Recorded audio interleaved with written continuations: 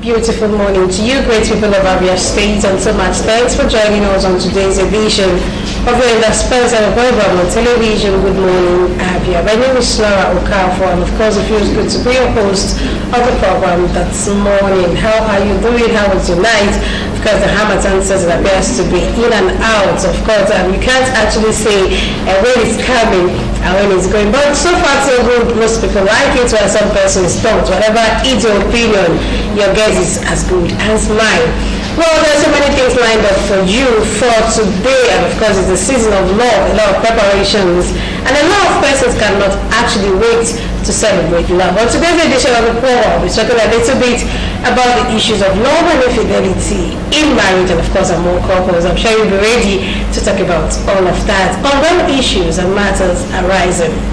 Well, before we go into all we have for you, let's look at those words that inspire and encourage us every morning, and that's the words of Marvel. The best thing about the future is that it comes one day at a time. The best thing about the future is that it comes one day at a time. Of course, that's actually very self-explanatory. Today is that tomorrow you've been asking and praying for to come is here, and it's the future you've always prayed for. So what are your plans for tomorrow? Tomorrow is another future. It comes a day at a time. But how prepared are you to face it each day? Your preparations determines how far you can go in life. And of course, your future is determined by the early preparations of today. Let's go straight to the news desk where Jonah Orji is standing by with some news updates. Good morning, Jonah. Good morning, Nora, and you're welcome to the morning news. The Catholic Diocese of Aba is set to install the new bishop of the diocese. This is coming 5 years after the death of the former bishop, His Lordship Vincent Ezonia, when MSL News paid a visit to the diocesan headquarters located at Christ the King Cathedral, Aba. Preparations were on top gear. Several thousand seats have been set out under tens of canopies in anticipation of the thousands of Catholic faithful and visitors being expected for the ordination and the installation.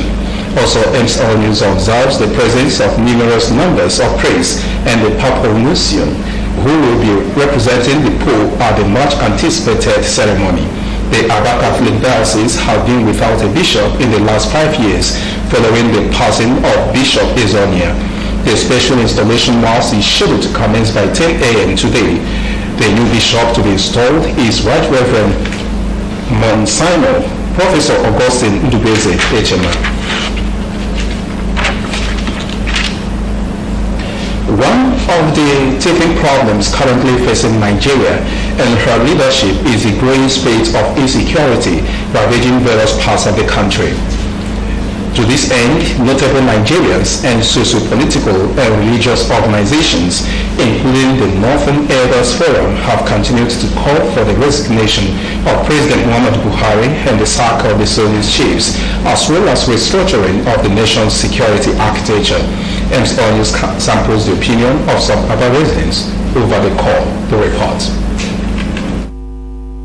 Recently, the Northern Elders Forum (NEF), chaired by Professor Ango Abdullahi, declared the administration of President Buhari as a total failure due to its inability to tackle the insecurity challenges and improving the economy. Apart from the declaration, the Northern Elders Forum said that the Buhari-led government appeared helpless in finding solutions to the catalog of problems facing the nation and called for his resignation. Reacting to this, respondents described the public outcry as apt and timely as security situation continued to worsen with incessant killings witnessing in all parts of the Federation, especially in the Northeast. They said that the present administration lacks the political will to manage the challenges with the required action or vigor. One of the primary responsibilities of governance is to make sure that there is security, then that the economy of the country improves. If you look at the economy, it is scoring 0. If you look at security, see how people are being killed. And this man that promised us change, that came with the change mantra, has never given us a dime. His administration has really not been giving us what we expected of it. You know, he promised Nigerians that he's going to protect their lives and their property.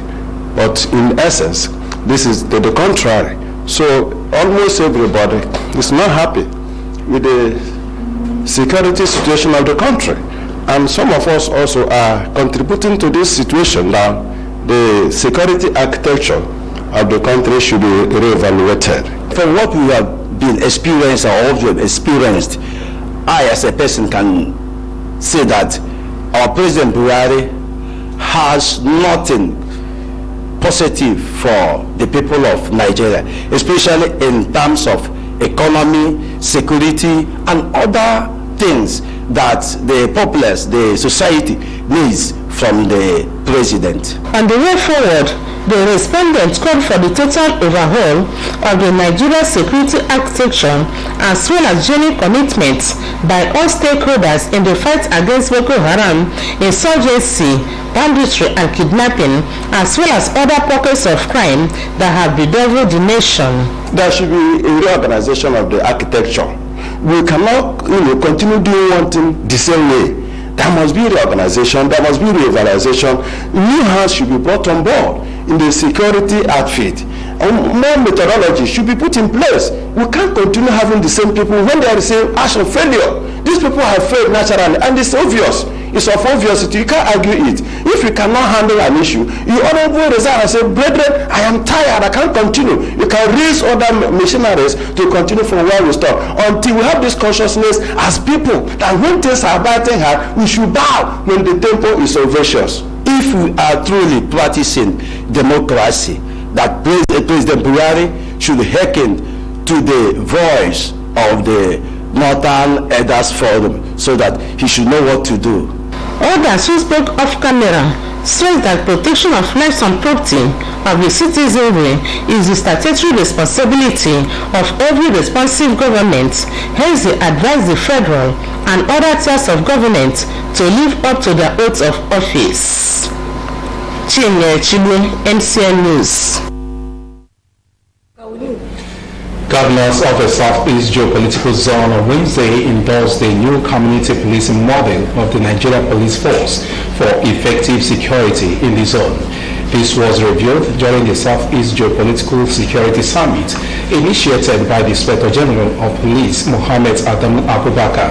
Chairman of the Southeast Governors Forum, David Umahin, said the new community policing strategies of the police was not different from their security measures already in place in the zone.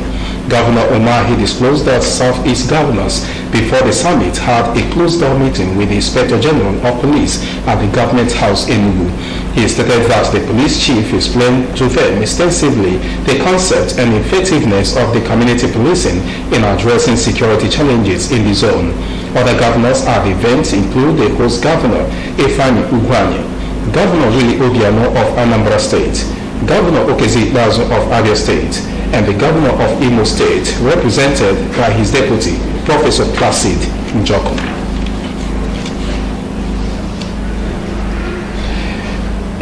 A number of Borno State residents fled their homes on Wednesday evening. This followed an attack by Boko Haram at Jadari Polo area near Maiduguri, the state capital. A video on social media shows people of different ages trekking inward the city center away from the violence. It was gathered that soldiers were engaging them.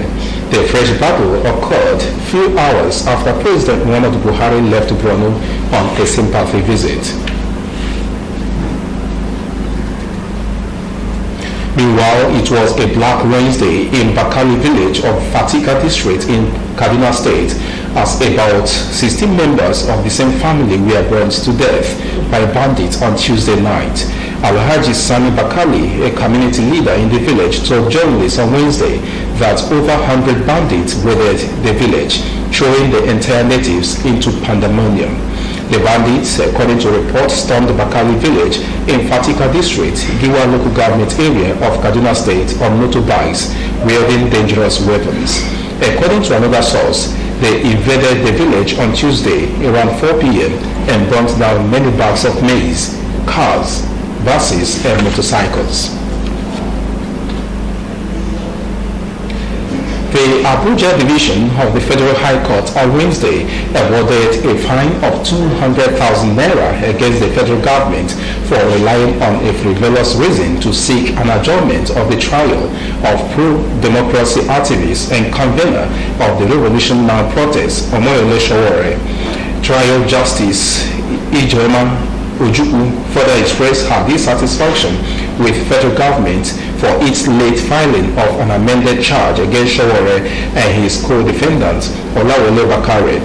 Though she described the request by the prosecution for the matter to be adjourned as frivolous and uncalled for, the court subsequently shifted further proceeding in the case till Thursday. Justice Ojukwu warned that she will not take further steps in the case unless federal government pays the fine or produce it in court on the next adjournment date. Federal government's lawyer Kayode Alilu had explained to the court that the amendment of the charge was necessitated by the fact that the office of the Attorney General of the Federation took over and reviewed the case file that was handed to it by the Department of State Service, DSS. The Presidential Panel on Citizens' Data Management and Harmonization has begun its assignment. The Minister of Interior, Rauf Aregbesola, who is the chairman of the committee, said President Buhari is committed to the safety and security of all Nigerians, irrespective of where they live. He said the committee's priority is to ensure the speedy harmonization of single database of citizens in the country. Members of the committee met at the headquarters of the Ministry of Interior, asserting that works will begin in earnest to fast-track the harmonization of Nigeria's numerous citizen identification data. Rauf Aregbesola said the administration of President Buhari was committed to the global fight against terrorism and as such will leave no stone unturned in ensuring national security and public safety of Nigerians and foreigners alike.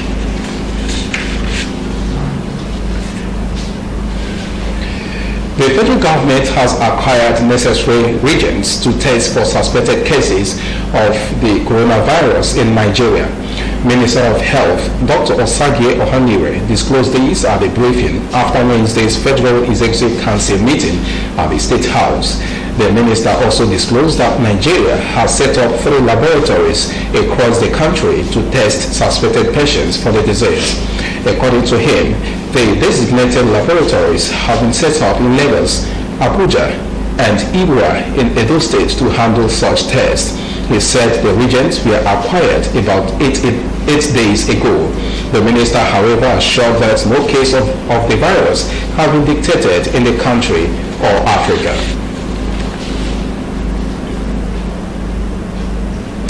Parents and guardians have called for strong regulation to control the market price of stationery. This is in view of the steady increase in the prices of stationery over the years. Nchetachi Chukwaja has the details. It has been weeks since the resumption of academic activities in primary and secondary schools for the second term of 2019-2020 academic session. As is usual with schooling, parents and guardians are saddled with the onerous task of not only paying their children's and world's school fees, but also providing stationery for their learning. MC always felt the pulse of parents on this issue. They call on government and other relevant stakeholders to intervene by regulating the market price of stationery. What I discovered is that minister continue to welcome a lot of books from various authors. They will list them among the books school can use. Then the school operators and principals or heads will now, because they are making money also from these books, they will now want these children to buy all these books. Can you imagine 29 textbooks with work? All of them will have workbooks attached to them, making it about 58 textbooks for one kid in primary 3. The Minister of Education, they should look into it and know what to do so that even if they are making provision for those stationaries at school, it will be at lower cost, so that the difference will not be too much. But this one, the difference is much. Bookshop owners in Umuahia say the closure of Nigeria's land borders last year by the federal government still affects prices of stationery and have kept educational materials on the high side. Most of the importers are now, most of their goods hang in the wharf, something like that, so they cannot bring in more goods. So the ones that are in Nigeria proper, the price hiking that the poor masses cannot afford to buy exercise boots. As I'm talking to you now, something like long notice exercise boots, instead of 150 naira we're selling, now it's 250 naira for one. I don't think this is hard now. People are not, the people don't have money to be buying as usual. In what appears to have made the matter worse, some private schools appear to have adopted a strategy of customizing exercise books for sale. And this approach apparently has its effects on parents, guardians, and the regular bookshops. 40 in the private school, we used to buy it 120, while in the shop is 90 naira. Private school are making things to be so difficult for us parents. You just have to pay alongside with school fees, and they will now provide for them. That means they are making it compulsory, and you just have to do that. They don't allow exercise books from outside. An exercise book that you can buy at 20 naira, 40 naira, 30 naira. If you go to the school will say 150, 200 or thereabout, and they will make it mandatory, compulsory for a parent to buy those exercise books. We use it in our as an opportunity. They come from us and buy and produce it by themselves, and instead of teachers or families to come and buy from us at the cheaper rates, now they buy it in the school. They mandate them to buy it at a higher price. So at the same time, parents have no other alternative than to do as the schools advise them to do. That is why the sales is low. Some schools are producing it by themselves. If parents and guardians must heave a sigh of relief at such a time as this, government is expected to come up with measures to subsidize the prices of educational materials. Ncheta Chichukwaja, MCL News.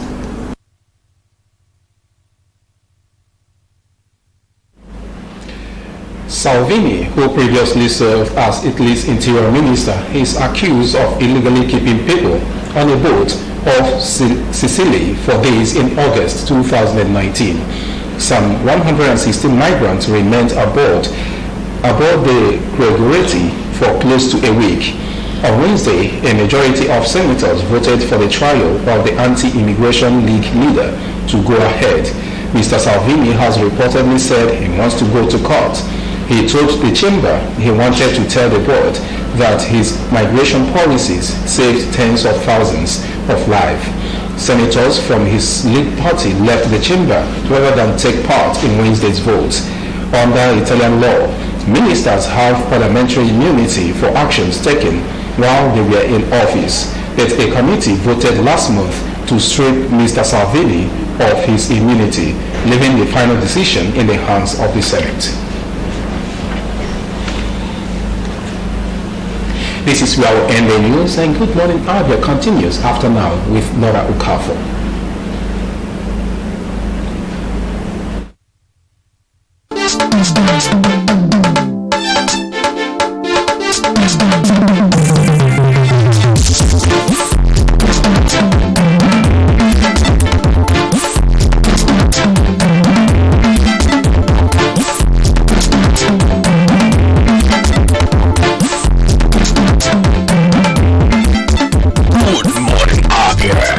Stop breakfast show on TV. Love is giving, love is sharing, as love is in the air. For us at Apples, we know how to make this Valentine a memorable one. Come and enjoy our fresh hot cuisine and let's spice the day with our Valentine special package. Apples, the place to be this Valentine. Check out our snacks and barbecue with our special shawarma. We'll make you say Apples stands out. Happy Valentine from Apples. When the legs don't work like they used to before. There is love in the air. Addis Hotel and Suites presents Spring of Love. Have a romantic inspired morning breakfast for two in your room while sharing your love story at the Andrews Hotel and Suites, about 18 Obodo Road, Omohil, about from 13th to 16th February 2020. Enjoy our guaranteed best available rate and treat your spouse to a romantic candlelight dinner at our 7th April restaurant for an unforgettable experience on Valentine's Day. Features assorted live grills and point and kill, assorted snacks at our pool arena. For health and beauty, visit our Magic Touch Lounge, located at the hotel. There will be free use of gym, free Wi-Fi, and free swimming, side attraction, live music, and comedy. For inquiries and bookings, please call 081-00000896 or 081-00000895. You can visit our website at www.adresshotelandsweetsaba.com, or you can email us at reservations@adresshotelandsweetsaba.com. Media partners: MCL TV Aba, Magic 102.9 FM. Come and share in the spirit of love. The Adress Hotel and Suites Aba, the pride of hospitality and tourism. Take me to your loving arms. Kiss me under the light of 1,000 stars. Our esteemed viewer, thanks for your patronage of our programs and services, for which we say thank you. We remind you that at all times you have the right to quality broadcasting. It belongs to you as well as the right to lodge complaints on broadcast materials or conduct of any broadcast station. MCL TV is open and receptive to your commendations, complaints and criticisms, as such comments strengthen and make us serve you better. Feel free at all times to address your reactions to National Broadcasting Commission, Enugu Zonal Office, Current Drive, Independent Layout, Enugu. You can email us at mbcenuguzone@yahoo.com or Modern Communications Limited, number 9B Obibo Avenue, Aba. MCL TV, the world in your home.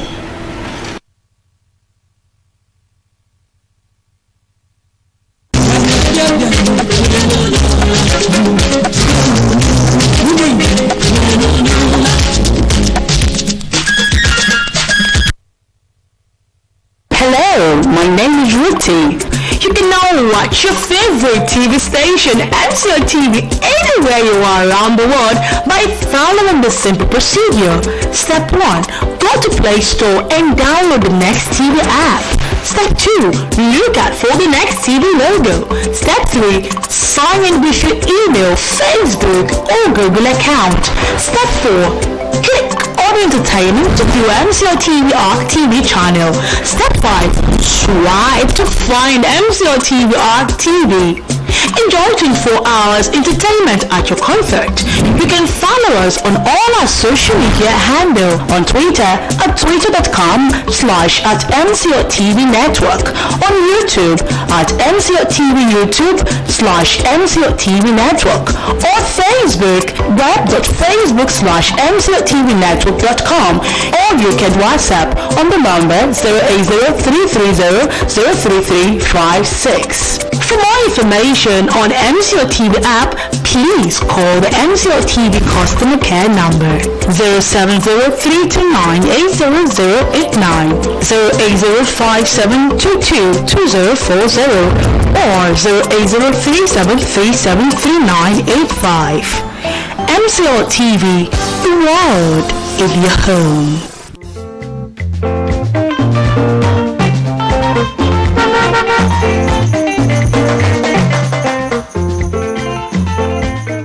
Do not deface Abia State with posters.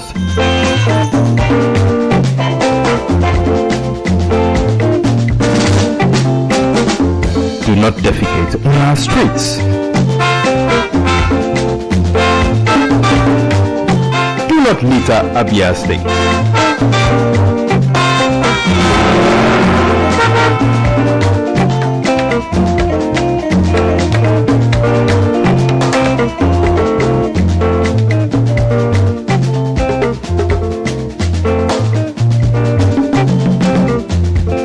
brothers, I say wetin man go do for this world wey people no go talk. If you chop, do not urinate in public places. You no chop, dem go talk. Wetin make you do for this world? I say make we go do the things wey we carry for heart. Na so one want am. Abi no be so? Keep Abia State clean. This message is brought to you by MCL TV.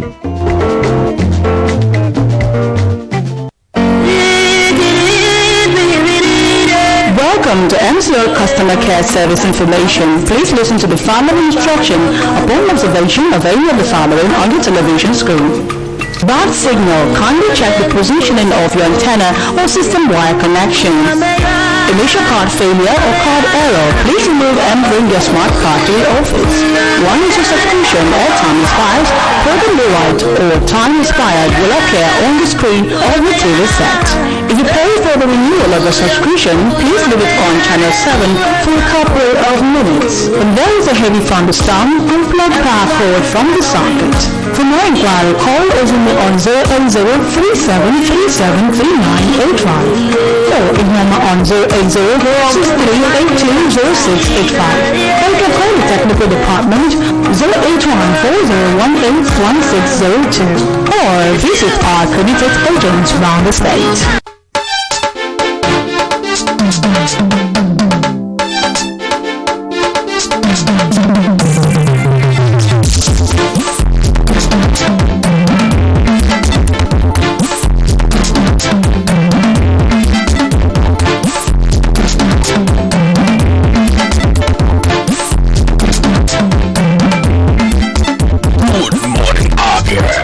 Non-stop breakfast show on TV.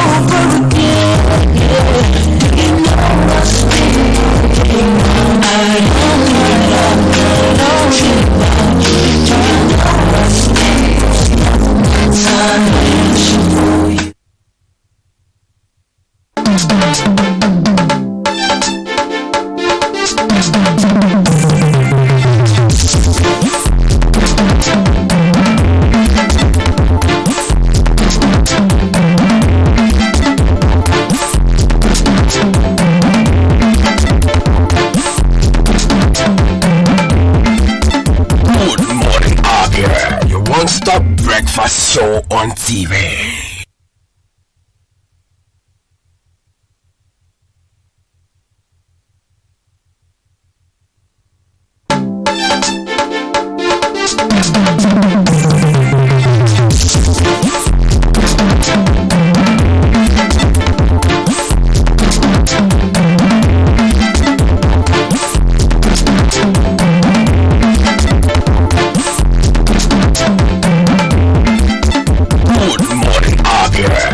Non-stop breakfast show on TV.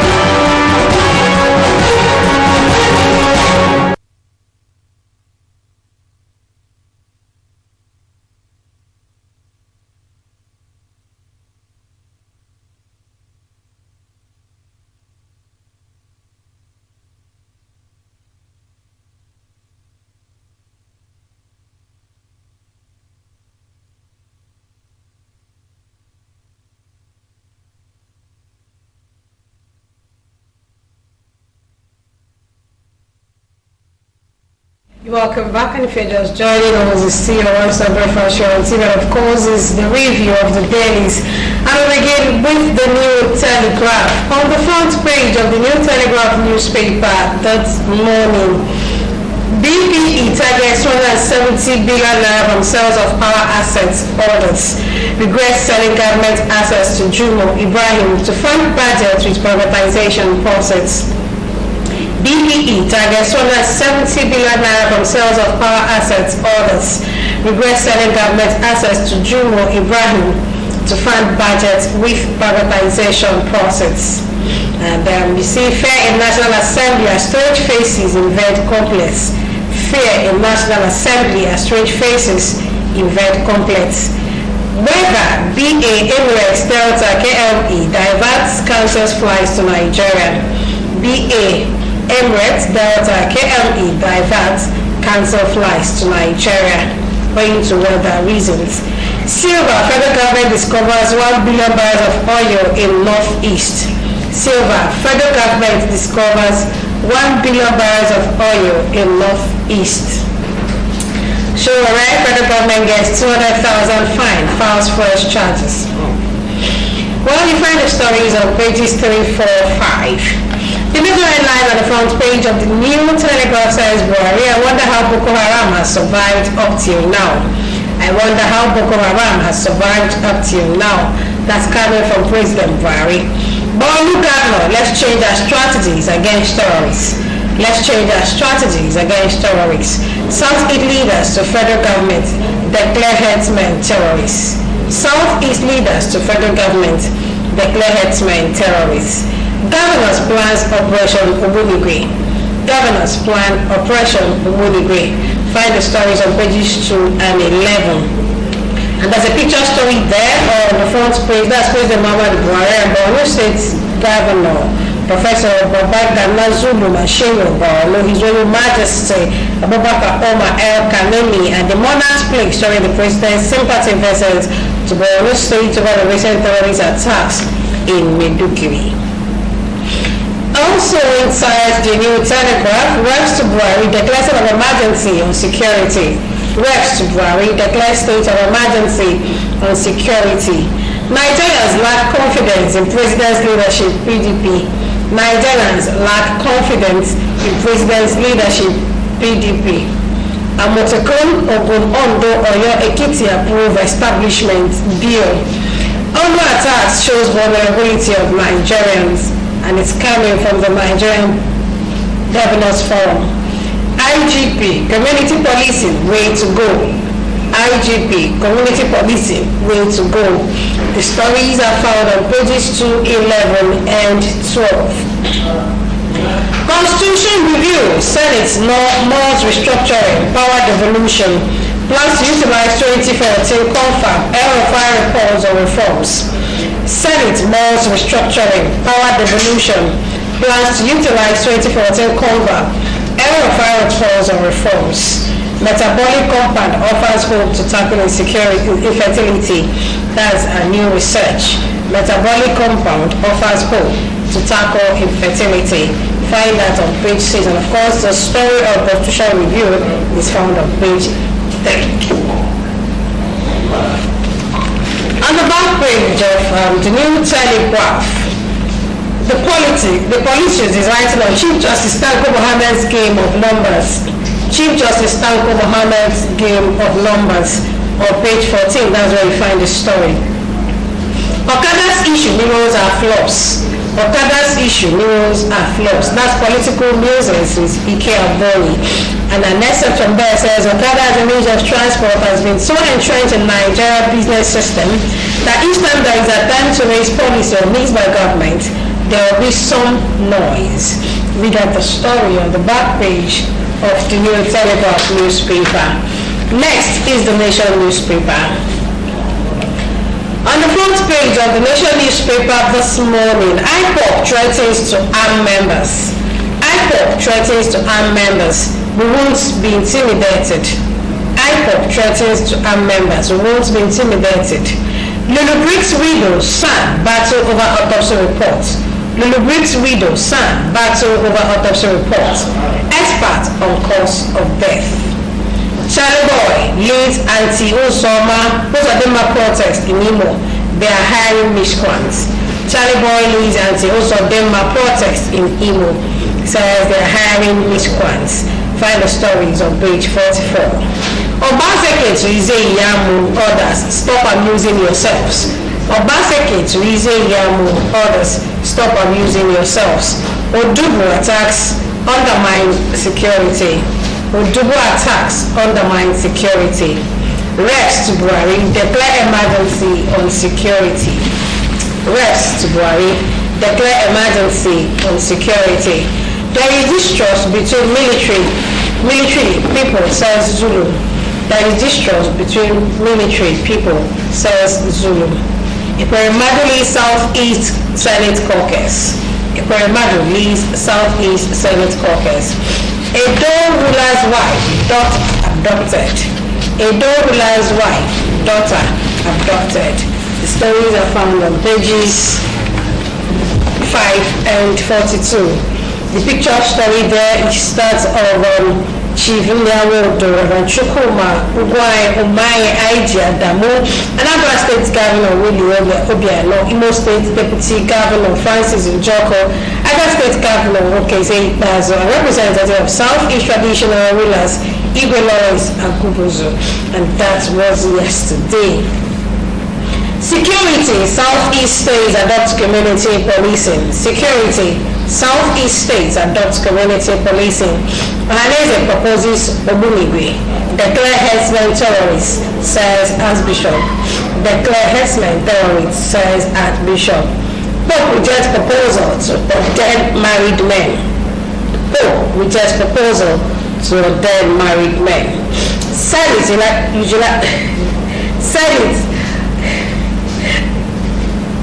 Emerges or Jumogu. We'll find the stories on pages 4 and 43. Back page of the Nation newspaper this morning. Lawal is writing on Today in the Nation, and he says the army cannot cover Ulu from Bedugri, and it cannot continue to shut out overnight people coming into the capital from there, leaving them at the risk of being mauled by Boko Haram. Olatunji Umolade on Reality Bias this morning. Goals of Lasma, part 1.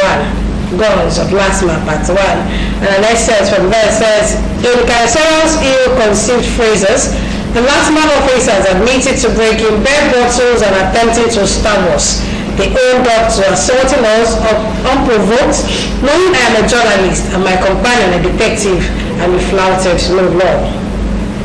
That's an excerpt from Goals of Lasma, part 1. You need to read up that story. An interesting one, if you ask me. Hardball, winning or losing. Winning or losing. That's on hardball this morning. And of course, to tickle you a little, Ripple says, angry father borrows son's body, fingers for stealing boiled fish. Angry father borrows son's body, fingers for stealing boiled fish. And that's news.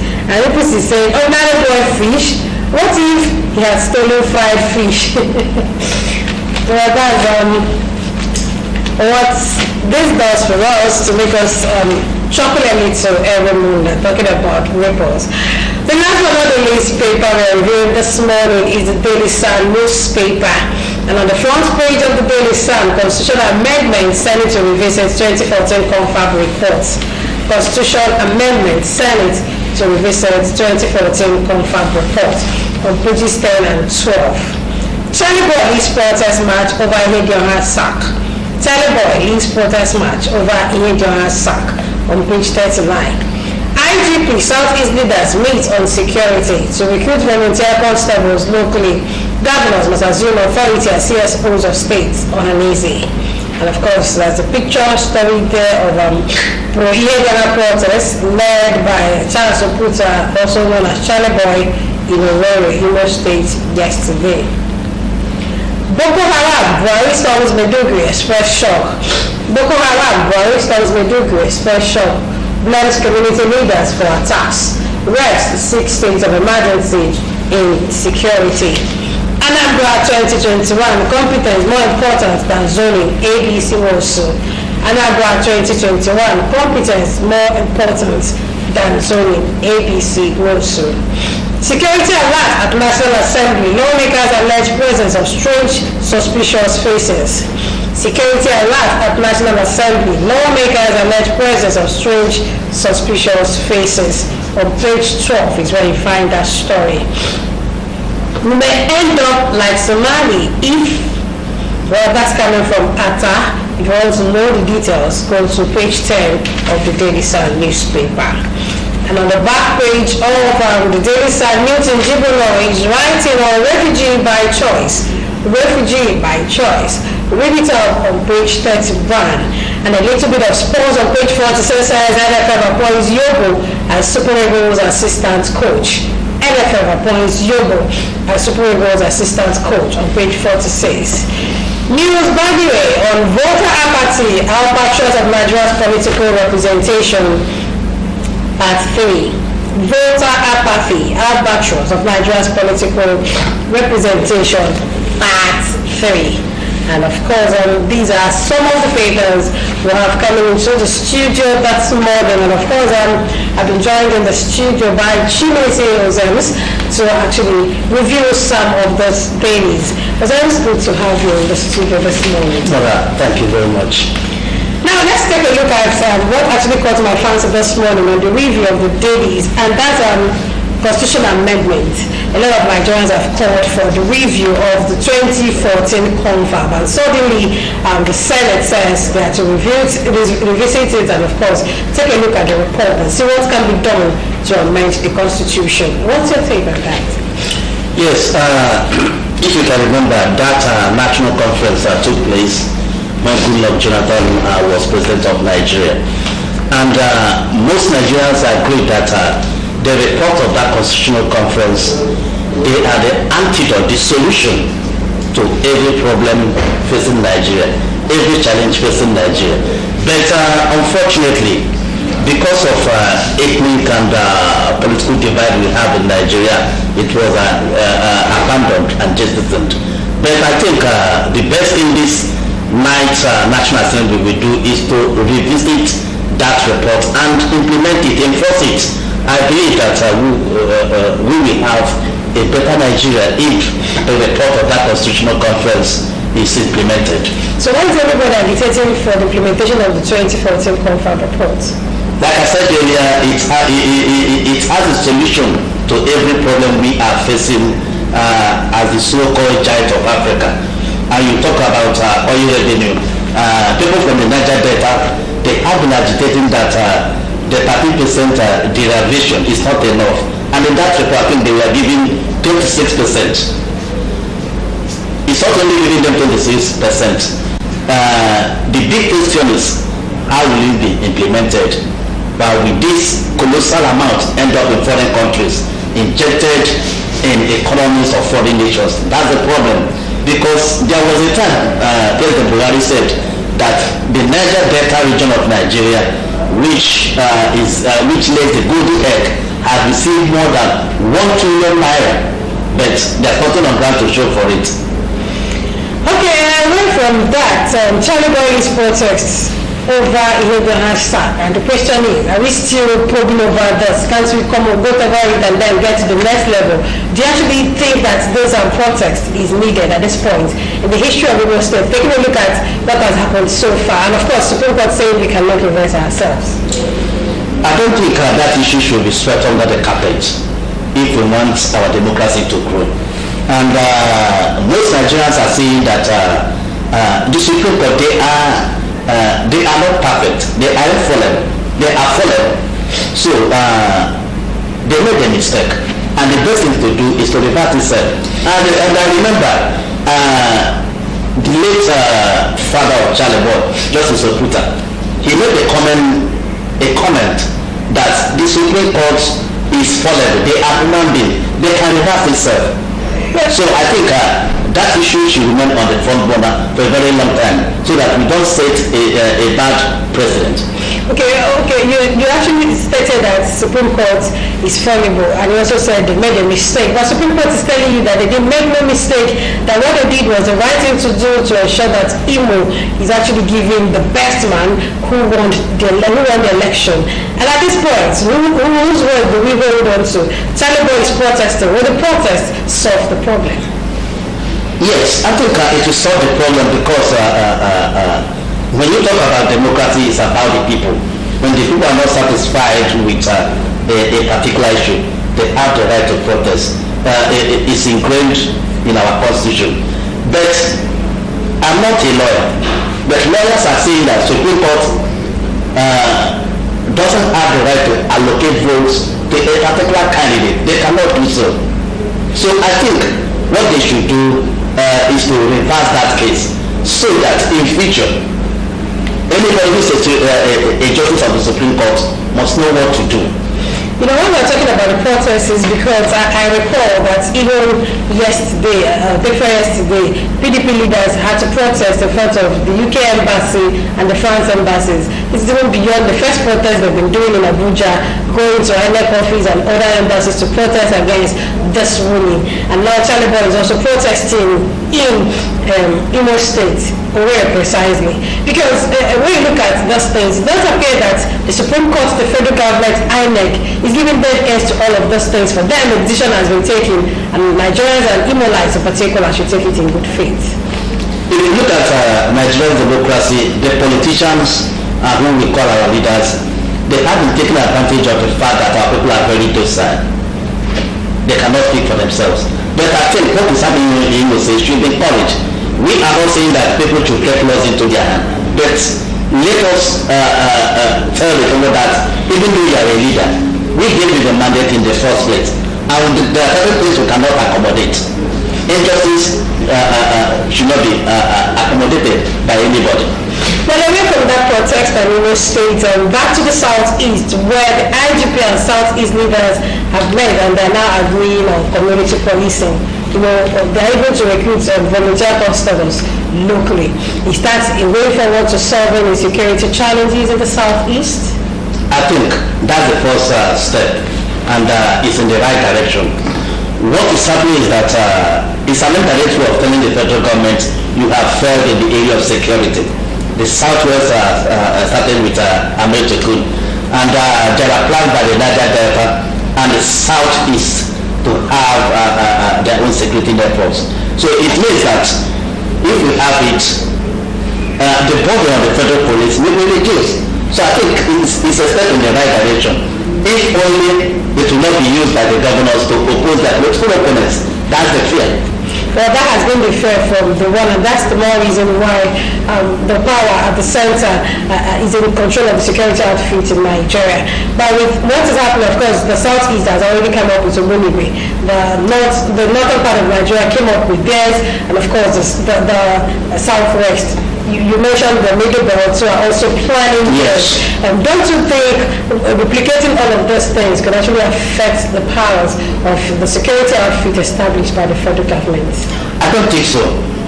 Nigerians have been agitating for devolution of powers. Every power should not be at the center. Let us go back to from 1960 to 1966 when we practiced regional government, and during that period we were able to make a lot of progress. The regions were developing at their own pace. In fact, I want to say that it was the golden era of Nigerian development. So, if every region, if every geographical zone has their own security outfit, it will reduce the burden of the police, and this herdsmen attack will be reduced to the barest minimum. Okay, away from that, let's also still talking security across Nigeria. And we hear that there are straight faces coming into the complex of the National Assembly, raising dust and of course raising a lot of allegations from different quarters. Who are these people? What are they coming to do? And then my question is, there are a lot of security presence at the National Assembly. How did these strange faces come in, and why the shouts about their faces? What makes the faces strange in the first place? I want to say that I'm not a prophet of doom, but they should feel what most Nigerians are going through. I don't know why they are shouting that they are saying strange faces. I mean, it has become common to most Nigerians too. What they have to do is to call the police, but unfortunately, we have police at the National Assembly. We have JSS at the National Assembly. So I don't see why they are worried at this time. That is what most Nigerians are passing through on a daily basis. So I don't know why they are crying. But you know what we see strange faces is either there is a jumping out of the fence, over the fence by the lawmakers, or there is the taking away of the maize. And some of that issue, I think is now one year one issue from the National Assembly. Are we expecting something strange as we are seeing strange faces as it is at the National Assembly? Anything that happen at any time. They can jump faces, I don't care. But what I am saying is that it has come to a time when everybody should be conscious. Those federal lawmakers should know that everything is not alright in Nigeria. We have a high level of insecurity in Nigeria. People are being killed on a daily basis. Our women, our mothers are being raped on a daily basis. And they feel that they are not parts of Nigeria. So, since strange faces, let us see what is going to happen in the next few hours. Okay, still on security, now back to Borno State, where the major security challenge is actually taking place on a daily, like we will say. Now, Buhari was there yesterday because he's blaming community leaders for attacks. And he's also saying some things that the people are not comfortable with. Well, we've gathered reports that they were bullying of the president at Maiduguri. And do we at this point be talking about blame games when the high rate of insecurity appears not to have an end in sight? The primary goal of government anywhere in the world, whether in a developed or developing economy, is the welfare and security of the people. If Nigeria is doing very well, it is President Buhari that we take the credit. In the circumstances we have found ourselves, it is also the president that you take the credit. So I don't see why he's passing the ball, blaming those community leaders that they are responsible for what is happening. I don't think, that is not the mark of a true leader. A true leader is somebody who accepts everything that comes his way, who says, yes, I am responsible. So, although I don't like the idea of being the president, but he should take responsibility of what is happening in any part of the country. Are you also buying into the proposal by the House of Representatives for a state of emergency to be declared on security in Nigeria? Yes. In fact, it is overdue when you consider what is happening in every part of the country. Every day, several hundreds of people are being killed, and yet we don't have a solution to all these killings. We don't have a solution to everything happening in the area of security. If you ask me, I want to say that the federal government has failed in the area of security, and the federal government, they are right. Let President Buhari declare a state of emergency in the area of security, and if possible, go ahead and start the security chiefs. Let him inject new blood in the area of security, and let us see if we can get a different result.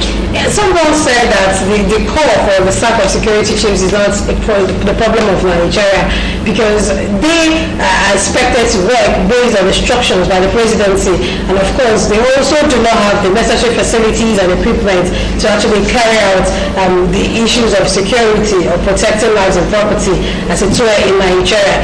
Will you also say that if we sack them or found a solution to the problem, will it solve the Nigerian problem? Should we be looking for a particular solution rather than the sack of the security chiefs? Let President Buhari start by sacking them and inject new people who will be hungry for honors. I think that should be the first step. If that will happen, if they don't have enough equipment, although the soldiers, they have been grumbling that the soldiers have a superior firepower. I think the second thing to do is to buy equipment, military hardware, if they don't have it, but let them start by sacking the security chiefs and see if we can get a positive and different result. Well, of course, I will round off this particular segment, but before we do that, Anambra 2021 competence more important than zoning. In just a minute, what's your take? That is true. Let us place emphasis on merit. Mediocrity should not be sacrificed on the altar of merit. Zoning is an indirect way of accepting mediocrity. Let the best man handle the job. Well, thank you, Chibeze Ozans, for joining me on this review this morning. I appreciate your contributions. And thank you for having me. Well, to you out there, a lot of things to really talk about as regards that there is this morning, so do yourself a favor by picking up any of the dailies out there from your vendor and do yourself more good by reading them so that you can actually argue constructively and also contribute your quota in the development of not just other states but Nigeria at large. We'll take a break, we'll be right back. Stay tuned.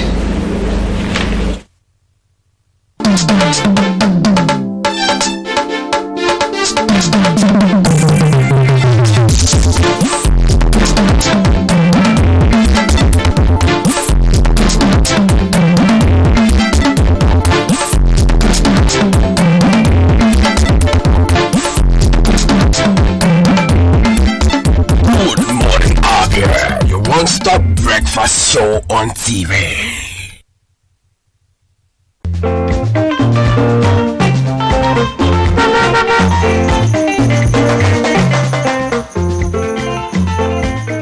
Do not deface Abia State with posters.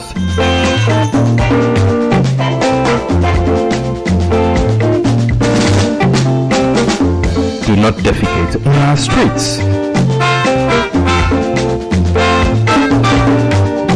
Do not litter Abia State.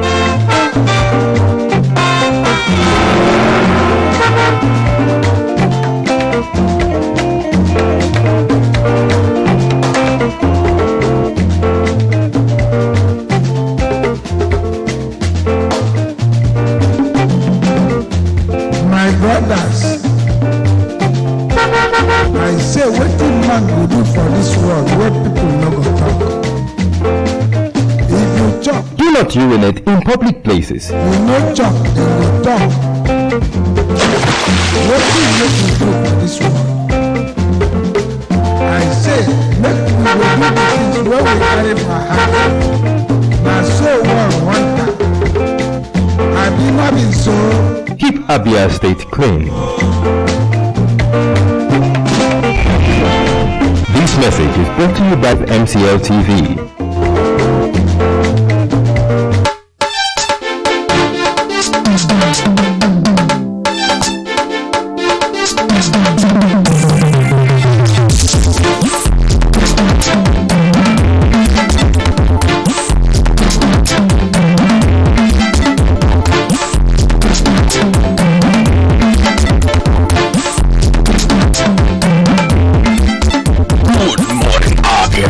Non-stop breakfast show on TV.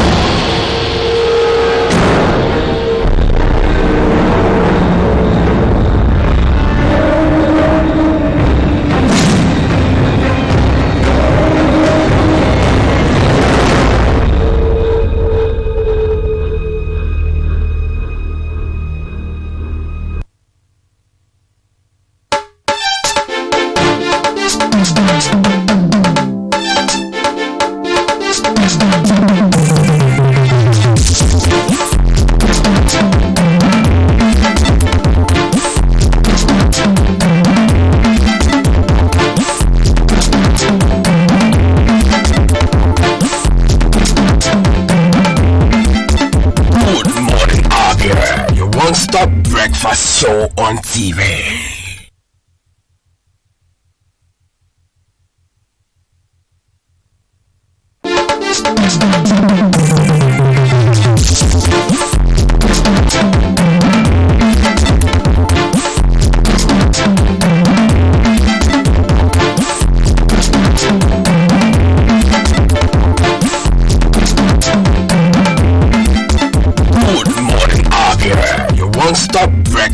show on TV.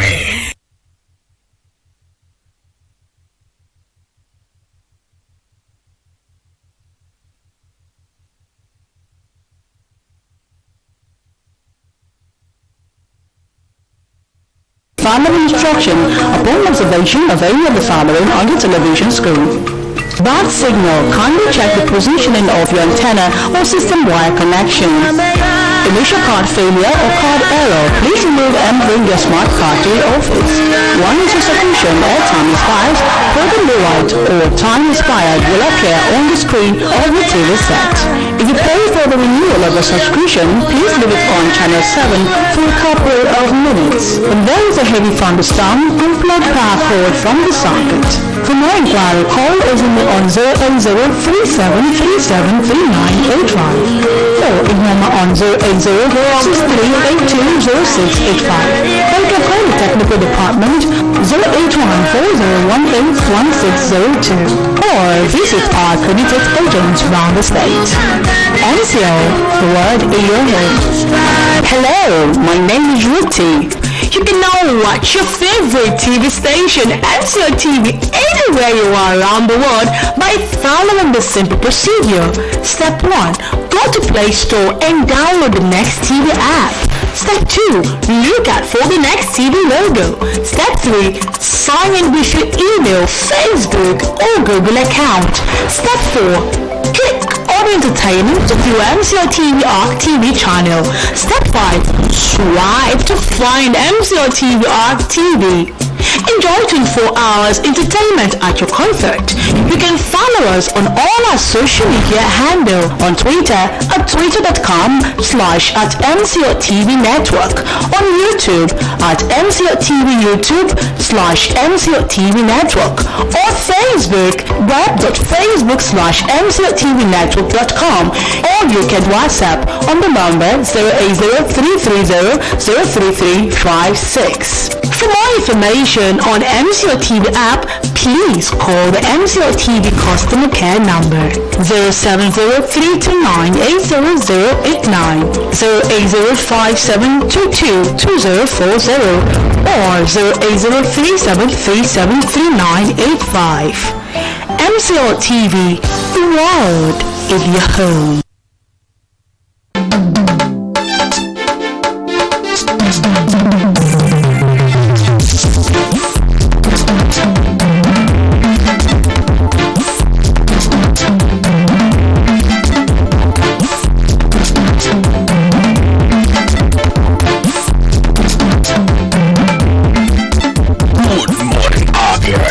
Non-stop breakfast show on TV.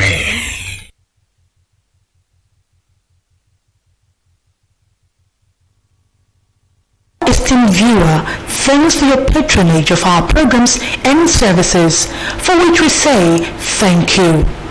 We remind you that at all times you have the right to quality broadcasting.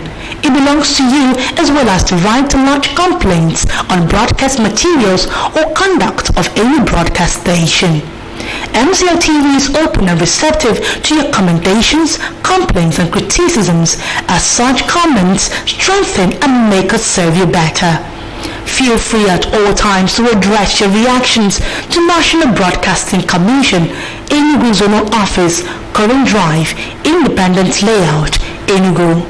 You can email us at ndcenuguzone@yahoo.com or Modern Communications Limited, number 9B Obibo Avenue, Aba. MCO TV, the world in your home.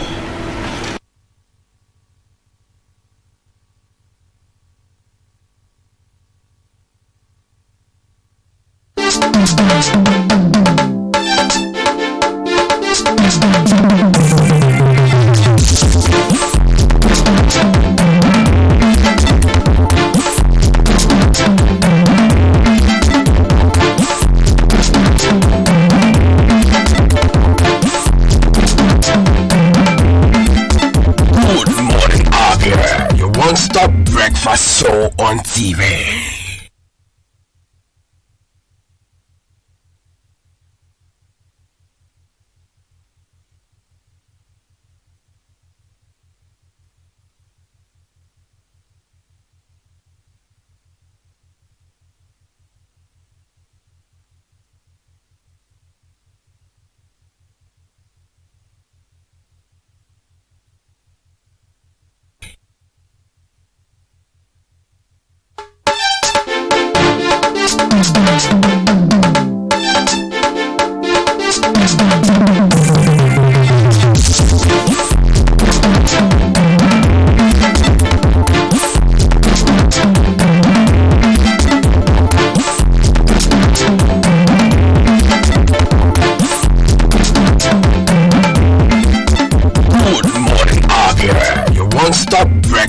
Show on TV.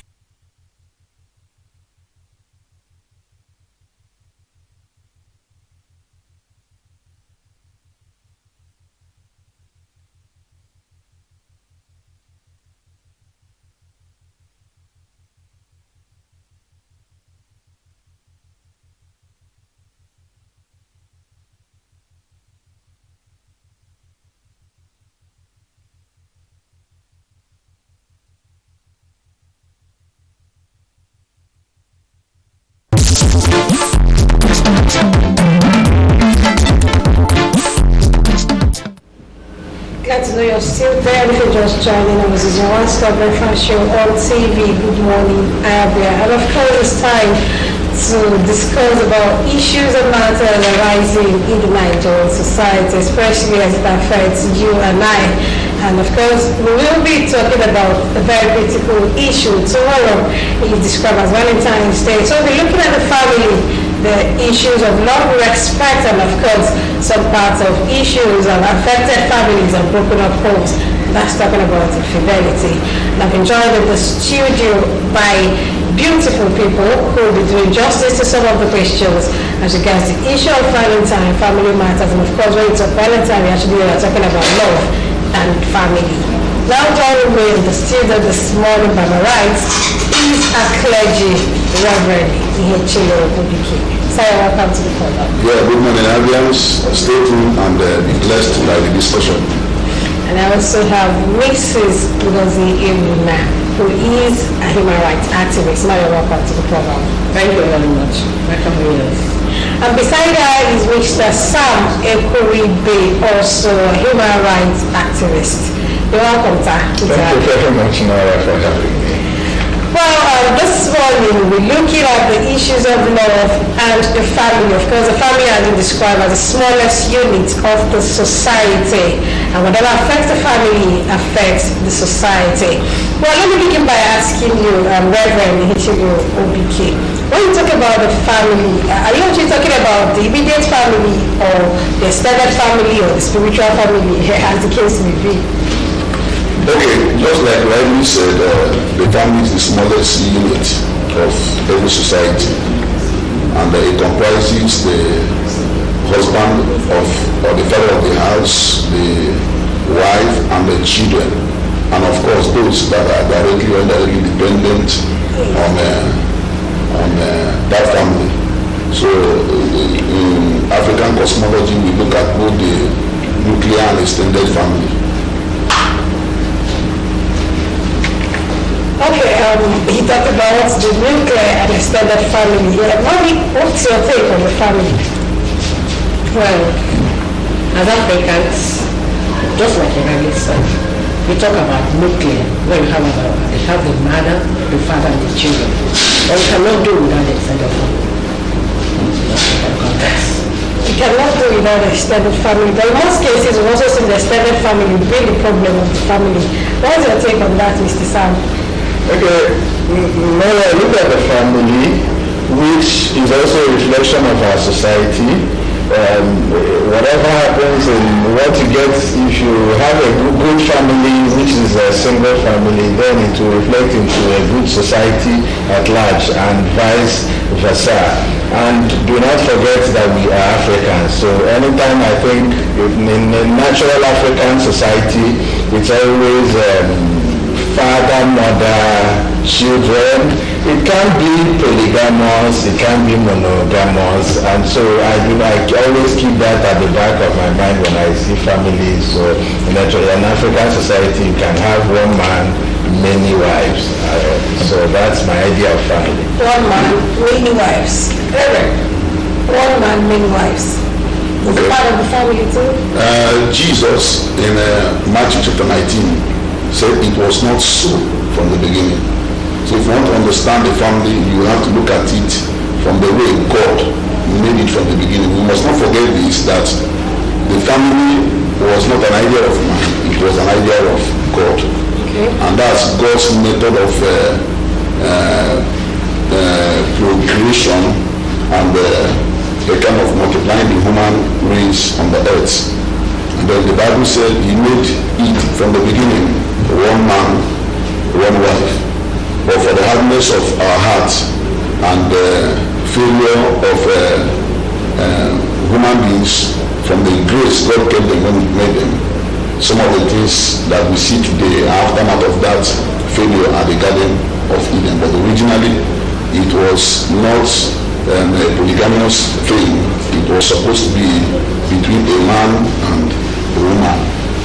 Well, we talked about the African society, and we're looking at what of things in the African society. We had a religion that was known as the traditional African religion before Christianity came into being. And so in those days in the African society, I recall that we read that the only reason you know a man who is strong, a man who can actually afford for others, is when he has more than one wives.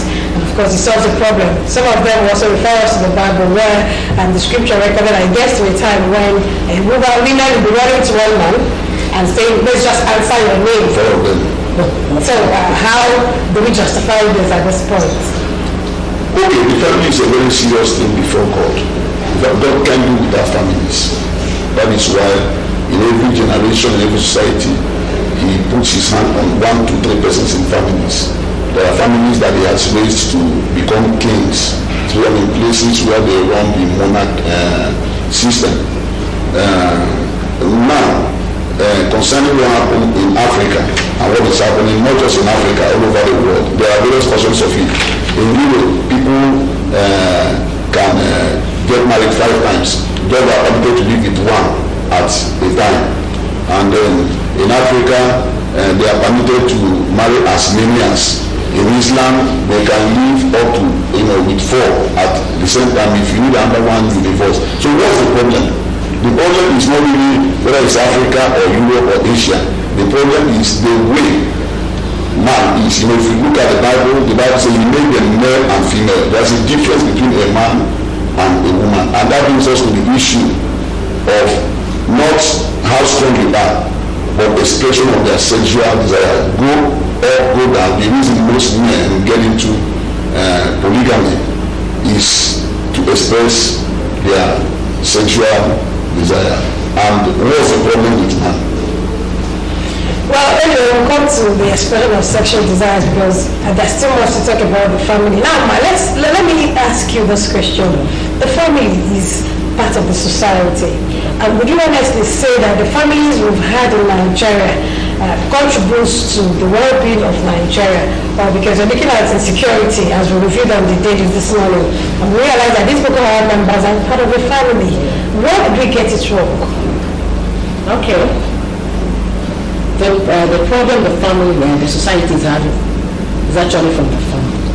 Why would you say the upbringing of our children? Okay. Most parents are not committed to taking care of their children from the scratch. So many people are too busy these days.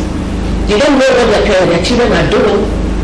You're supposed to monitor your children right from school, whenever they are. Get information. You can drive to the school, you can make phone calls, and find out how your children are faring.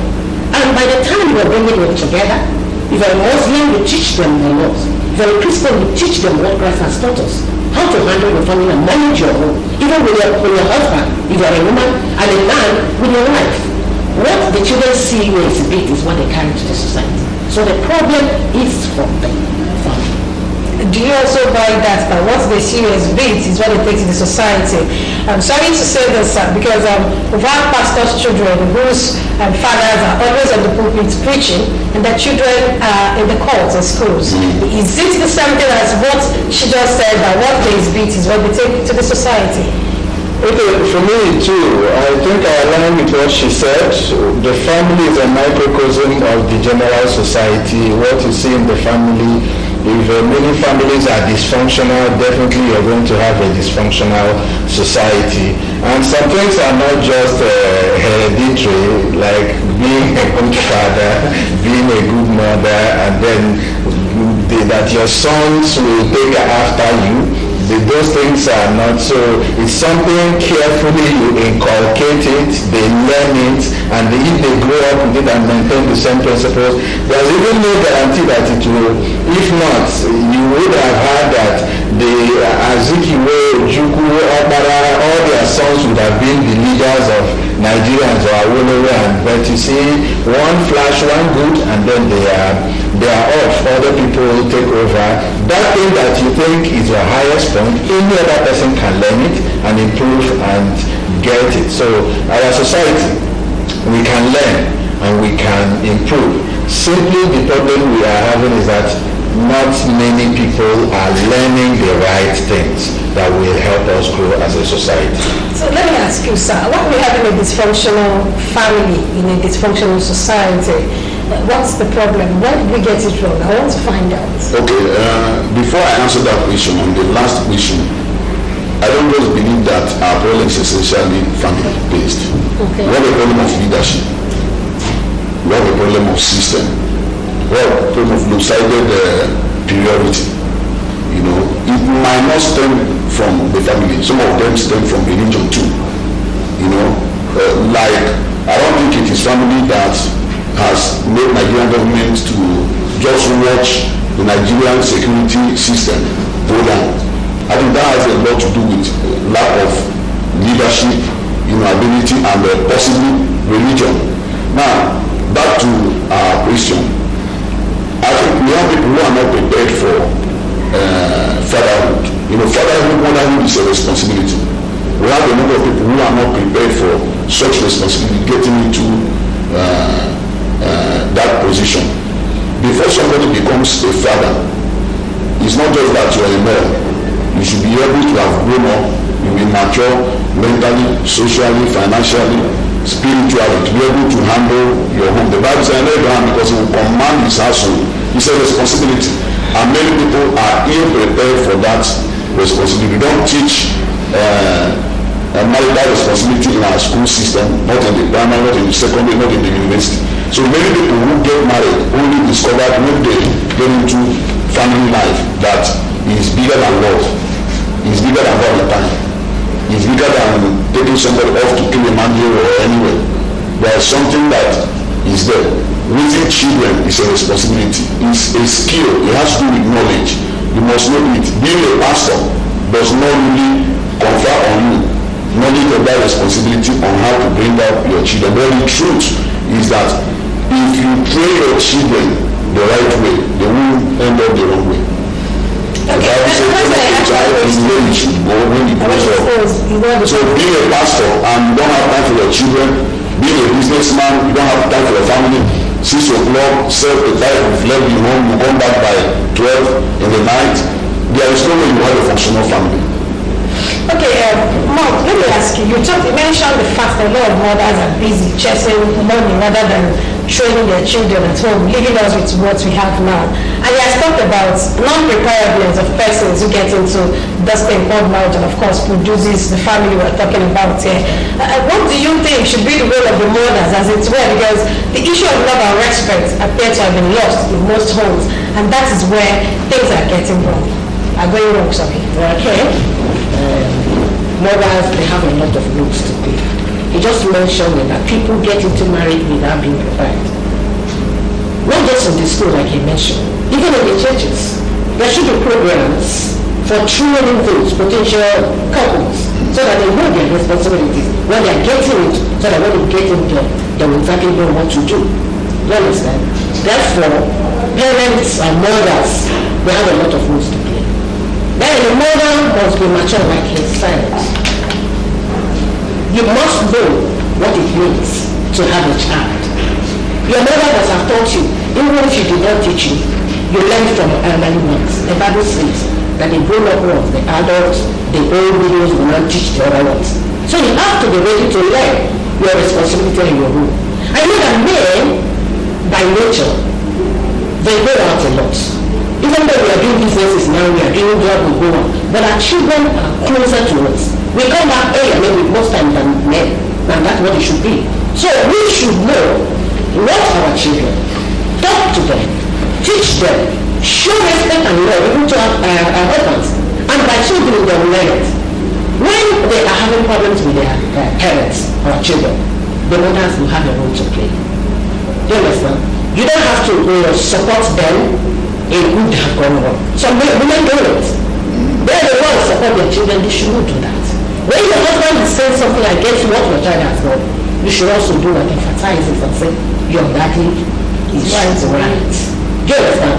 Then if you have any word to say, maybe to your husband, maybe if it's going too far, there's a way you tackle him and say, then you have said enough. I think he will understand. Then when you go with all your children and talk to them, I want to warn you, not to tell you that what your father was saying, actually, he was right. Okay? You shouldn't do this and shouldn't do that. So don't use your children maybe to buy favor. You want to speak in their favor. I mean, what are we struggling for? We are making the society.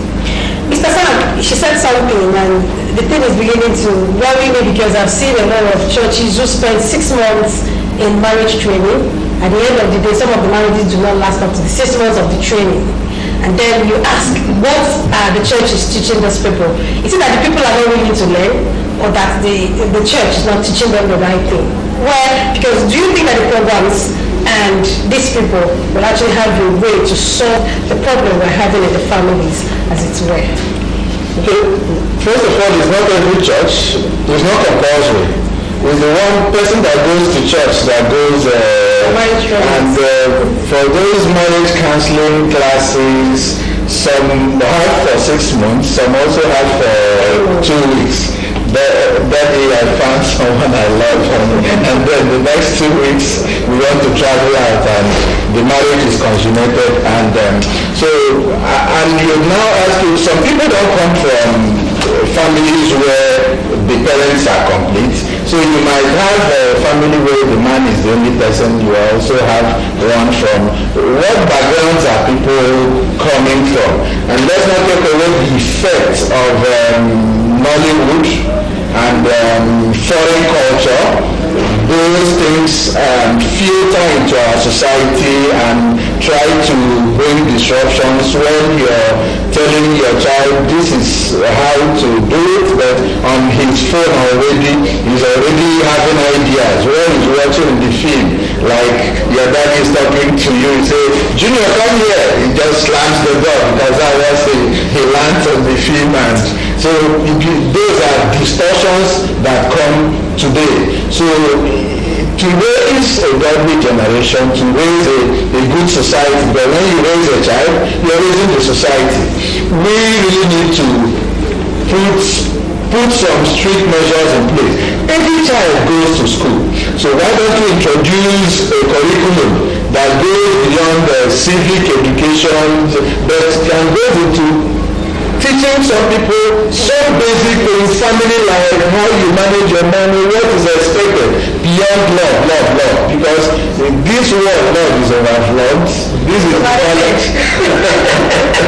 This is violent time, and many people that are looking, everybody is hosting events to talk about love and how the love will lead to marriage. Everybody is talking about preparedness. Because input is output. You can't give what you don't have. Someone that was not raised well, unless there's a disruption, maybe the God factor that will make you raise up, but if not, you really can't get it. So we need to pay attention to the process, and I think through formal education is a way we can infuse people to, at least you will show a larger percentage of people less about good family upbringing through school. Okay, you said love is not enough. Because when you get into the thing called marriage, you now realize that there's much to do than just saying I love you every day, going to Kilimanjaro and going on vacations. What is it that can be done to actually maintain good families beyond the God factor that everybody talks about? Of course, you have Muslims, you have atheists, you have others who are actually listening to us, who wants to know what to do to have a better family. The foundation for successful family system is really on knowledge, on wisdom, and on understanding. If you look at the book of Proverbs chapter 24, verse 2 and 3, it says, true wisdom is an house built. True understanding, it is established, and by knowledge you have all precious things and treasures founded. It's not true love. Now, let me say this. To the unmarried, love is a strong emotion. But it means a different thing to the married. To the married, love has to do with commitment. And the love that powers marriage is commitment. And there must be the right knowledge. For instance, having the knowledge that marriage is between a man and a woman from God's point of view, and that marriage is for life, will change a lot. But people from the background that if I'm tired of you, I will drop you and get into another relationship, it can also distort a whole number of things. What will shock is, as a pastor and a marriage counselor, I've met a number of people who came asking that they don't want to stay together again. If you ask them this same question, 95% of them have asked the same question, answer me simple. Do you still love her? Yes, I do. Do you still love him? Yes, I do. Then why are you not continuing the relationship? No, I can't stay in it. It's because they lack knowledge, they lack understanding. Let me say this. We tend to ignore basic things about life. For the many folk, the most important need of their lives by nature is sex. Because God deposited in the man the seed to carry on creation. A woman does not have such seed. A woman is created with the power to incubate. In fact, the word woman means a man with a womb. Now, the female folk does not understand the need sex of the man. And the male folk do not understand the affectionate desire of the woman. And because we are created male and female different, the female see the men from their own perspective, the male see the female from their own perspective. Please, I want to say to all our people, the word love for most women in marriage simply means commitment. Be committed to me. The word submission for most men means respect. Now the question is, are the men committed to their wives? Are women respecting their husbands? And that's where the problem starts. So knowledge, wisdom, and understanding. It's actually deep. I think I'm actually learning. I'm still single, but I'm trying to actually build a better home. Now, for what you have said, the issue of commitment comes into full. There is a high incidence of divorce in Nigeria, and of course across the world. Just like Samuel said, infiltration of cultures appears to have spoiled so much for us in this part of the world. What do you think is leading to the high incidences of divorce? He said 90% of people who come still love themselves, but then they can continue. Yes, they mentioned it. He said commitment. People from the onset should understand what marriage is about. What's commitment? Commitment means you are ready to build that marriage to the top and remain with it. It means you have to do many things. Bring in a lot of friends to make the marriage to work. First of all, you have to know your partner. Within a few years of marriage, you must study your partner, because from that time, you'll be having a lot of differences. You came from different backgrounds. Then find out what a man needs and what he wants. Then you as the man should also find out what a woman needs and what she wants. They have mentioned that the man, their sexual urge is very high on the high side, and that's the way they tell you that they love you. But women, you also mentioned, and I was nodding my head when you were talking. They like emotional approach to marriage. If you don't appreciate a woman, you don't show her that you are interested. You have not started committing, because that's what she wants. Then when she gets that from you, we should also appreciate her personally. Then appreciate her mother. I keep saying, if you say you love a woman and you don't like her family, especially her mother, you have not started doing anything. And if you say that you love your family and you love your children and you hate their mother, you treat her mother anyhow, you have destroyed yourself. If you want to get your children, love your wife, and then you see everything will turn around in your favor. It's very important. Is that why we're having the issues of divorce in Nigeria? We're having issues of divorce, yes, with people, women. Most of them, when they find out that you are not giving them what they want, those who have not had the background, like we mentioned, having got first and say, I will stay, I will remain. they'll ask for. What of those of us who don't know God, who don't even know that God somewhere, everything is like God. So why should we talk about God in marriage too? That's why we mention commitment. You have to remain, find a way to work on your marriage. You don't have to get divorced before you. Okay. More for me, the way you look at it, before you talk about divorce is not much of even a problem in Nigeria. You talk about infidelity, which has made some marriages open marriages.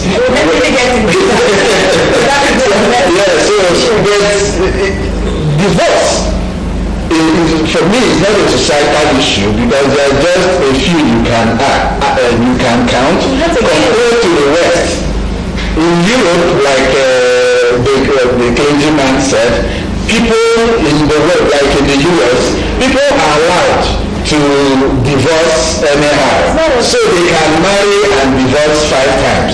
But in the traditional African society, people are allowed to marry as many wives as you can. And so there wasn't much of a problem. You desire someone, you go after, you marry the person, and you move.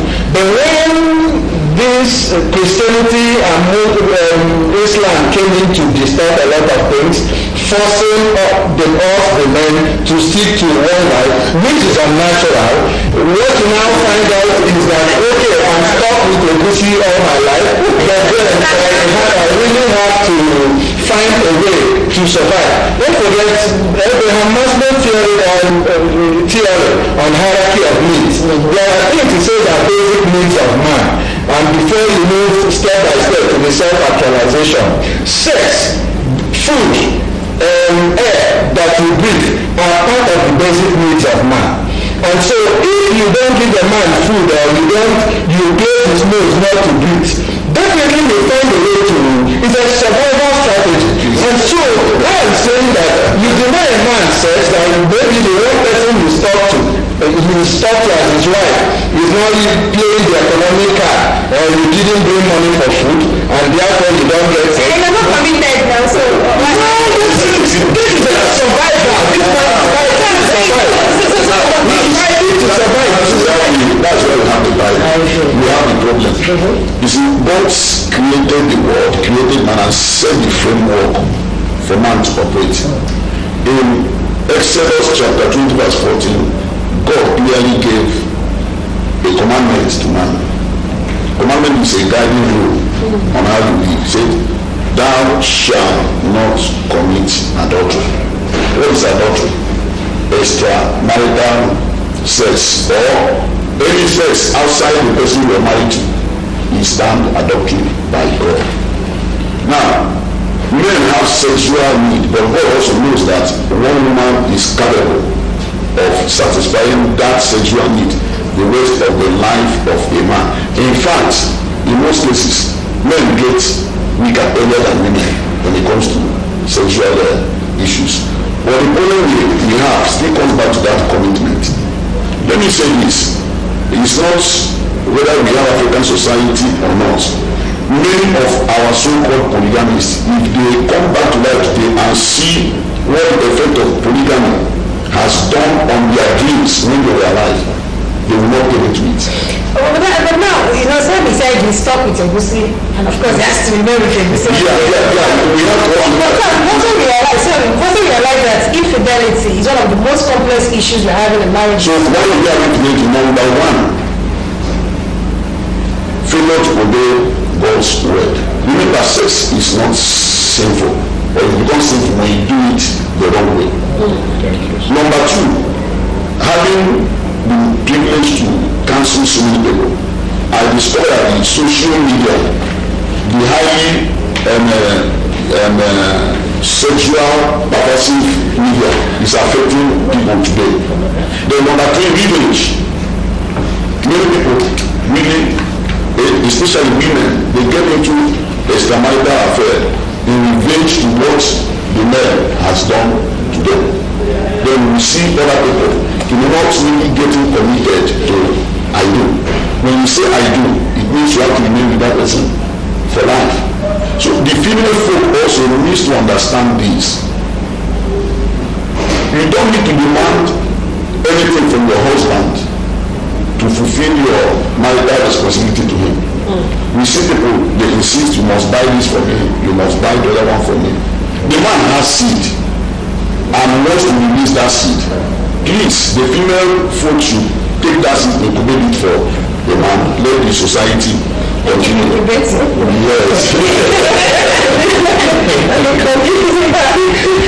We have heard, women have heard. We talk about individual differences. But I think we have to learn about individuals. Personality traits. There are people, maybe some women, who also always like men. Just call it they are there. But there are people that came from a different background. Their training has not allowed them to just do it and give it an anyhow. So men, that's why when I come back to what I said before, you must study your partner and know what she wants for a man. You're able to find out. And it's soft. Some men are not. They're not caring. They're not loving. They think that when you just say it and then because it is your right, why don't you learn how to paint? No, how to add some sweet things to it. Talk things over. Notice when your wife is frowning. Notice when she's not well. There's a way you talk to your wife, and even before you say anything, and then so many things will happen. So it's not a hit and run affair. So men should learn to perfection. It's very, very important. Sorry. You know, the way we talk about infidelity, and I think we should be a little bit open-minded as a society. It's going to help us. Some of us just have an eye view of an issue and stick to that one, and it kills the society. The only thing that brings progressiveness is when you open your mind to hear other people's argument, whether you like it or not. It doesn't matter. But for people who take man and go to man or what, 30 years ago, it must be.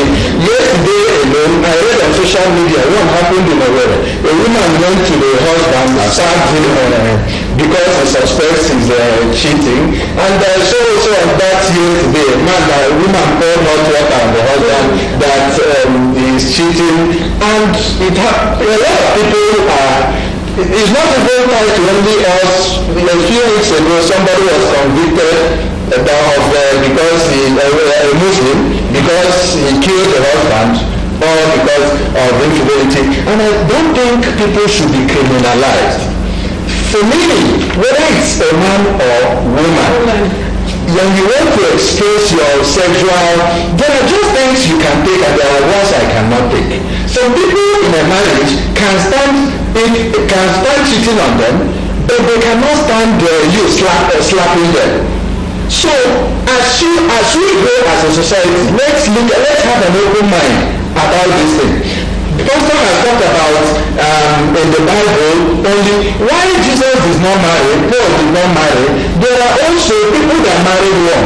And why these people that were married were managing their one. There are also King Solomon, other people that married 20 also in that same time. And were enjoying their life. So we should have an open mind and not allow people to stereotype everybody that we all must be in this key of marry one wife, stay with her all your life. If you do, this is Pan-African. It is unnatural. Can I tell you that in Europe and in many other African societies, there's no word for cheating. There's nothing like girlfriend or boyfriend.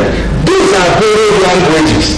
Even these people simply married, if they want to have more, maybe this one the woman is getting bogged down with a child looking at her, they marry another one. And also it's a problem of economy. If you have the money, you can expand your coat. And you're not, so I feel our society can be saved a little bit. If you don't pigeonhole it, thank God, even in the constitution of Nigeria, for the women that are taking laws into their hands, if adultery or infidelity does not have any punishment, at least for southern Nigeria, what we use is the criminal code. If somebody cheats on you, the best you can do is go to law court and say, I want to divorce you. There's no punishment. It's only if you're not. according to Islam, they say if you cheat with somebody, both of you are outside marriage, we are going to punish you. Maybe you want to, but then they also allow you, if you want, marry 3, marry 4. That's a window. So when you see how these things play out, let's not kill ourselves about it. I'm seeing cases of a lot of infidelity that have led to death. Because we are talking about infidelity. A man was buried the other day. The news has been everywhere. And while the wife said, some people say you want to inspect the house as long as died, they got a girl, a little girl for that matter, who was in the room with him and was said to have slept with him and he died there. And then they have some drugs too that said he took a lot of drugs. And then all this boils down to one thing, infidelity. And the wife says, at this point, I know he called me and told me I've left the site. Any other thing that happens next, I don't know. Now the question is, we have what is called sexual infidelity and emotional infidelity. How do we bring these two into play? Okay, we do have financial infidelity. Because we must look at all these things. They play a role in the final thing. I want to repeat again that the person who made marriage, the institution was founded by God, and the best person to consult on the use of any product is the manufacturer. You see, in Proverbs chapter 6 verse 32, even Solomon quoted said, anyone that goes into adultery lacks understanding and destroys his one. So you lack understanding. After all this experimentation, he came to the conclusion that it is the wrong way to go. Adultery is not permitted by God and even by any sane society at any time. It's a failure of man. And this gap can be bridged if, like she was talking about, one of the best gifts, and I agree, you can give to your children is to show their mother love. Even if you are not willing to pay the sacrifices of marriage, don't get into marriage. Instead of going into marriage, jumping, because you are looking at one man satisfying his sexual desire, one of the emotional trouble, one of other issues that comes out of it, if it results in pregnancy and you start having multiple children, if men were to be allowed to behave anyhow they want, then you have children here and there, after you, the issues of legality comes in, who has right to your will and the rest of them. The best and safest method is a man stay with your wife and as much as possible work on your marriage. Marriage has to be worked on and it grows. You discover a woman is more than enough for a man. It's a wonder that you tell you that a man, because you are made created a sexual, with the sexual need, is permitted to behave anyhow you want. I can only address the issue of divorce, like we said briefly. It's only if you need divorces it. Third party. Okay. Now, you have mama with the emotion attached to it. If you love your wife, you must love her mother. And that's the problem. Then, if you love your husband, you must love the mother of your husband. Yeah. But the way God made it first is that a wife is supposed to be a helpmate to the man, and the man must be able to live and establish a home. When we have a home that has interferences from either the man or the woman's side, that home is likely to break. Because I have noticed even as a pastor that no matter how long the man is in a particular marital issue, when it comes to the open, the family will support the man. And that's the thing with the woman. So third parties are not permitted. It's lack of training, it's lack of understanding, to have people encouraging. Now another issue is when people are not sensitive to the need of their mates. Like she said, there are men for the past 5 years who have not said to their wives, I love you. But tomorrow they will say to so many young ladies, I love you. And the woman is desiring to hear I love you from you. And if by chance gets into an old boyfriend, an ex, and the ex starts showering her, because women are moved by what they hear. Men are moved by what they see. So you are not hearing. It's a problem. And then some women, the moment they are married, they have one or two issues, they begin to leave themselves, and they're not appealing to their husbands. And that becomes a problem too. The man is tempted towards the secretary in the office or that person who is outside. So it is a two-way thing, the primary issue of financial infidelity. If you are not open to your spouse, and I can tell you, it's saddening, but I know this. The number of people today die rich, but their family cannot have access to what they have because they are not open. Then you also see another sad situation. A man takes care of the wife, and the first thing there's no one who cares about anything, and the man loses his job, and the woman gets empowered. It becomes a problem. The woman can no longer help the man without the law knowing that she's the one taking care of, the family. So all these things are interwoven. But I pray that God will give us peace in our homes, because when the home is good, the society is good. Well, of course, we have just a few minutes to round up this program. Please, just like 1 or 2 calls, and then we'll round off. So please, when you call us, tell us your name, your location, and please, just a minute, go straight to what you have to say about what we're discussing. Hello, good morning. Hello, good morning. You're welcome. Your name and your location. Good morning. Yeah, my name is Mark. I call it for you. Okay, sir, go ahead.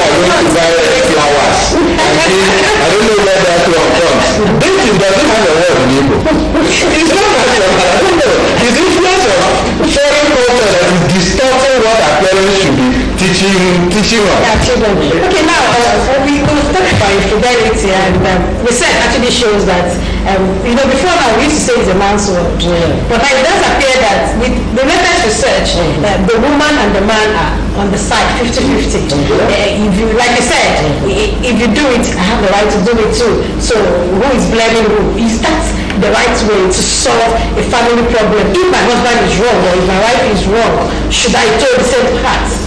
Not at all. I've always maintained that. When you find out, when you discover that your man is going the other way, there must be communication. People have communication gap. Express yourself. Call your spouse into an inquiry. You understand? Into the room or anywhere where your children are not there. Discuss and talk. And watch you. What is the reaction? Maybe he was doing it without knowing that you have understood and have observed. But from his reaction, he will be able to change. But if he keeps doing it and say, what can you do to me? That means he's doing it intentionally. So you can say, no, you don't at all. That doesn't mean you have to do it. You find a way to bring him back. He mentioned something. Is that probably because you don't dress well? You just look at yourself because I haven't told you that, therefore you don't know what you're supposed to do yourself. And you need to dress well. If you did not open, because when you would have called him, then you have to find out why he said this way. The people I'm seeing are no longer the way we're saying it. So can you just tell me? And I'm willing to change. If a man who is actually still in love with you and wants to change, those things he sees outside, he will tell you. These are the things I want. But if he refuses to tell you, then watch yourself and look at yourself. Maybe you don't dress well. Maybe your homes, you don't keep it in order. Maybe there are so many things. You don't cook his meals the way you should. You change and do. If it's still refuses, it doesn't come back. No, you have tried that already. No. I don't believe in that. I'm still talking about it. I don't believe in that. Where's your master of this? Why don't you play? Go to it. Where's your master of this? Actually, I am check. No. You don't believe that. That's not a problem. Can't they just do the cooking? When a woman leaves that wifely role and gets a house help who puts water for the man to bath in his bedroom, who serves the man food, what are you exposing the man to? But please, the most important thing is, if there is that problem, which we have, what do we do? Don't take laws into your hand, like you mentioned. Don't kill. It becomes another problem. Number two, don't fight. Keep your gun. You can get the issue to your pastor if you belong to a church. You can talk with the man. If you can't handle it, you can get the families involved at this point.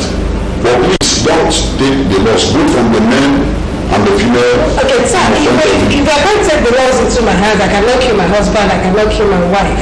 Is divorce an option? There are other ways, for the moment, it's painful. Because what extramarital relationship does to people first, that's internal.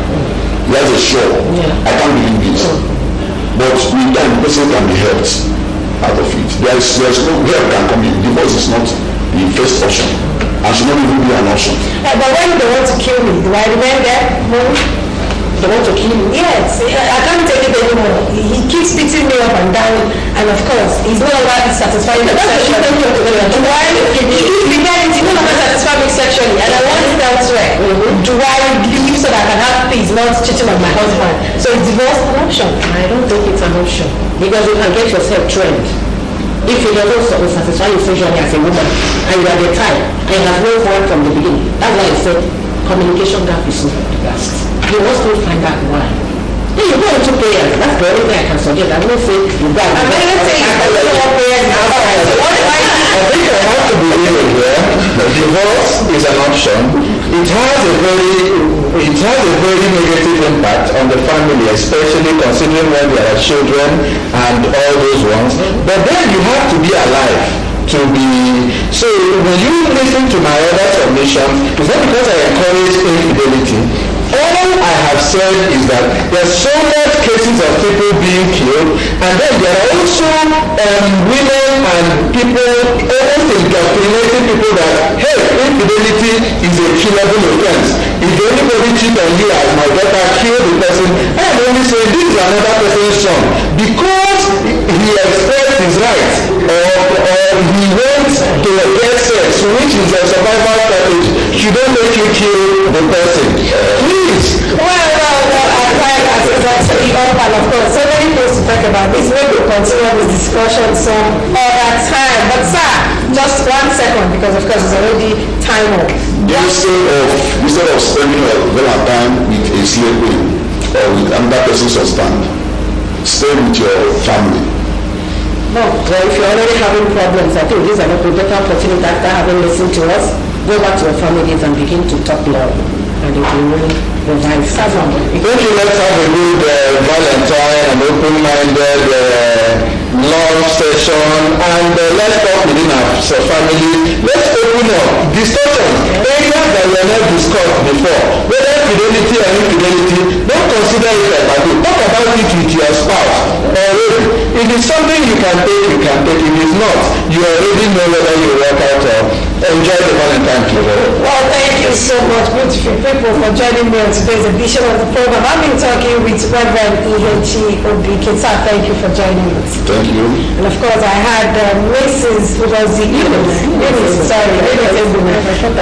so much. And of course, Mr. Sam Ekuribu, do you bring hair? Of course, stop with Johnny. Thank you for joining us. Thank you, Mara. Until out there, I'm sure you can have one or two things from today's edition of the program. Please do want to ensure that your family is safe. Fidelity is not an option. Divorce is never an option. Be the best you can. See you again same time tomorrow for another interesting edition. Till then, happy Valentine's. Be good. Bye for now.